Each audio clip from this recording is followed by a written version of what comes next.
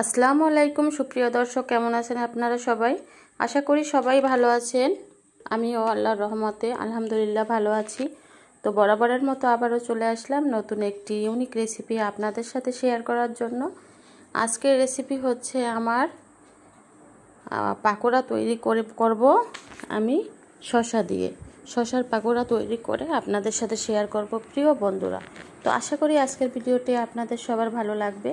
তো এখানে আমি 3টা শসা নিয়েছি। আপনারা বেশিও নিতে পারেন, কমও নিতে পারেন। তো এখানে আমি 3টা শসা নিয়েছি।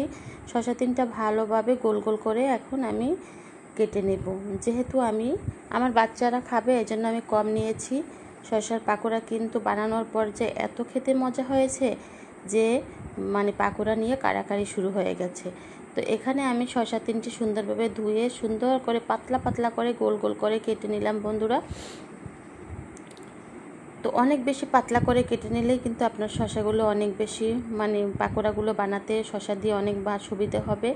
তো দেখেন আমি একটা ছুরির সাহায্যে শসা 3টা ভালোভাবে একদম পাতলা পাতলা করে গোল গোল করে কেটে নিলাম বন্ধুরা। এখন এটা কিন্তু আমি প্রথমে ভালোভাবে ধুয়ে পরিষ্কার করে নিয়েছি। তো আশা করি আমার ভিডিওটি অনেক বেশি ভালো লাগবে এবং লাইক দিয়ে ভিডিওটি অবশ্যই আপনারা দেখবেন। একটি লাইক আমার কাছে অনেক অনেক উৎসাহিত করে একটি ভিডিও বানাতে। তো দেখেন আমি গোল গোল স্লাইস করে পাকোড়াগুলো কেটে নিলাম। এখন একটা বড় একটা বেক্সিম বলে আমি এগুলো নিয়ে নিচ্ছি। তো যারা আজকে আমার নতুন ভিডিওটি দেখবেন আশা করি একটি সাবস্ক্রাইব করে আমার পরিবারের সদস্য হয়ে থাকবেন আর সুন্দর একটি কমেন্ট করবেন। আমি ইনশাআল্লাহ আপনাদের কমেন্ট পড়ে আপনাদের পরিবারে ঘুরে আসব। আর এখানে আমি একটা বড় বেক্সিম বলে শসাগুলো নিয়ে এখানে আমি পরিমাণ মতো লবণ দিয়ে ভালোভাবে হাত দিয়ে কষলিয়ে আমি এটা 10 মিনিট রেস্টে রেখে দিব। এই শসা দিয়ে যখন পানিটা বের হবে তখন আমি এগুলো ভালোভাবে ছেঁকে নিয়ে নেব। দেখেন আমি ভালোভাবে হাত দিয়ে কষলিয়ে এখন একটা ঢাকনা দিয়ে আমি 10 মিনিট রেখে দেব।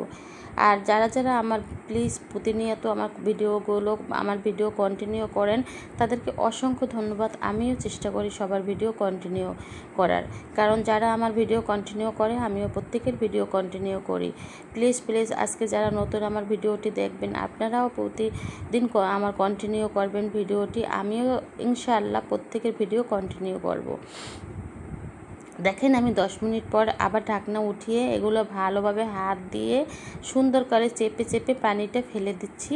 তারপরে এগুলো শসাটা আলাদা করে নিচ্ছি। দেখেন কতটা পরিমাণ পানি বের হয়ে গেছে। বের হওয়ার পরে আমি হাত দিয়ে চেপে চেপে পানিটা দেখেন কতটা ফেলে দিচ্ছি। এখন এই পানিটা সুন্দরভাবে আলাদা করে নিলাম আর শসা আলাদা করে নিলাম। এখন দেখেন পানিটা দেখিয়ে দিচ্ছি কতটা পরিমাণ পানি বের হয়েছে। এখন আমি পানিটা ফেলে দিব আর এই শসা আলাদাভাবে আমি নিয়ে নিলাম। এখন আমি এখানে মশলা অন্যান্য পাকোড়া বানানোর জন্য সামগ্রী আমি মাখিয়ে নিব। এখানে আমি 2টো ডিম ভেঙে নিলাম বন্ধুরা। আজকের ভিডিওটি যদি আপনাদের ভালো লাগে প্রত্যেকে প্লিজ বন্ধুরা লাইক কমেন্ট এবং শেয়ার করে দিবেন আমার ভিডিওটি।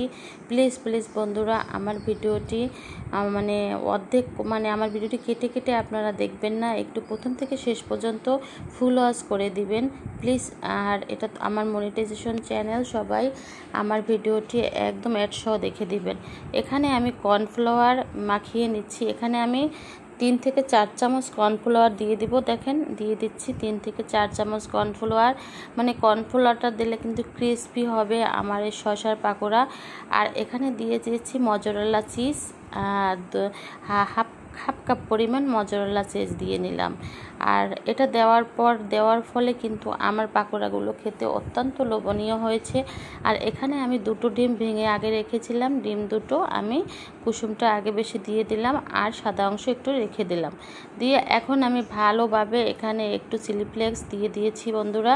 চিলি ফ্লেক্স দিয়ে আমি ভালোভাবে এটা কষলিয়ে আমি রেখে দিচ্ছি বন্ধুরা। সুন্দরভাবে 10 মিনিট আমি এটা রেস্টে রেখে দিব বন্ধুরা।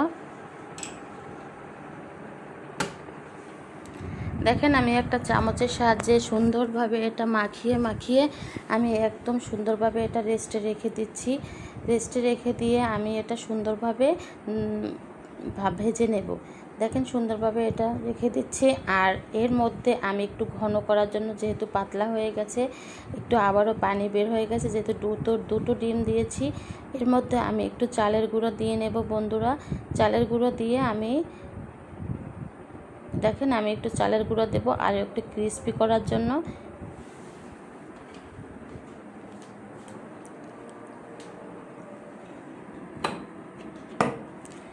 ক্রিস্পি করার জন্য আমি একটু চালের গুঁড়ো দিয়ে দিচ্ছি বন্ধুরা।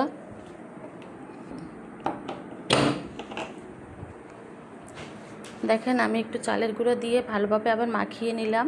তো এখন আমি চলে আসলাম প্যানে তেল দিয়ে সুন্দরভাবে একটা একটা করে পাকোড়া আমি ভেজে নেব।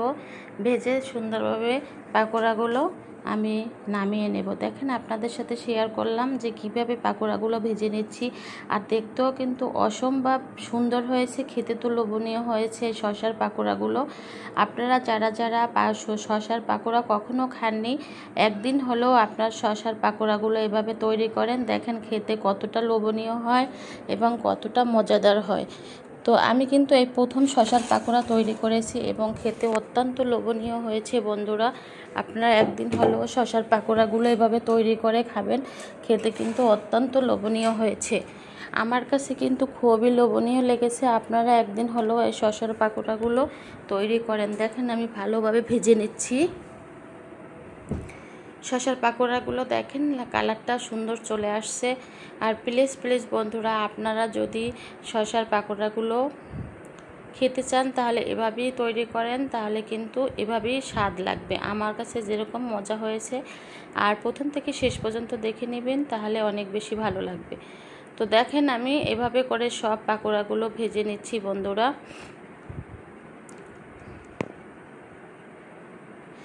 প্লিজ বন্ধুরা, আমার ভিডিওটি প্রথম থেকে শেষ পর্যন্ত দেখে দিবেন, লাইক কমেন্ট এবং শেয়ার করে দিবেন। দেখেন আমার পাকোড়াগুলো সবগুলো এইভাবে আমি ভেজে নিচ্ছি, আপনাদের সাথে শেয়ার করলাম। শসার পাকোড়া যদি কেউ কখনো না খেয়ে থাকেন, একদিন হলেও ট্রাই করেন, দেখেন খেতে কতটা চমৎকার এবং এটা কতটা স্বাস্থ্যসম্মত। দেখেন দেখতেও কিন্তু কতটা সুন্দর হয়েছে শসার পাকোড়াগুলো। দেখেন আমি এটা পরিবেশন করে আপনাদের সাথে শেয়ার করছি। আর এটা চায়ের সাথে কিন্তু খেতে অত্যন্ত লোভনীয় হয়েছে বন্ধুরা। আমি আপনাদের সাথে শেয়ার করলাম, যদি আপনারা কখনো না খেয়ে থাকেন, একদিন হলেও শসার পাকোড়াগুলো এভাবে ট্রাই করেন। দেখেন আমি একটা শসা পাকোড়া ভেঙে দেখিয়ে দিলাম কতটা সুন্দর হয়েছে ভিতর, আর কতটা লোভনীয় দেখতে হয়েছে, খেতেও কিন্তু অত্যন্ত লোভনীয় হয়েছে বন্ধুরা। তো ভালো থাকবেন, আজ এ পর্যন্ত সবাই, শুভকামনায়, আল্লাহ হাফেজ।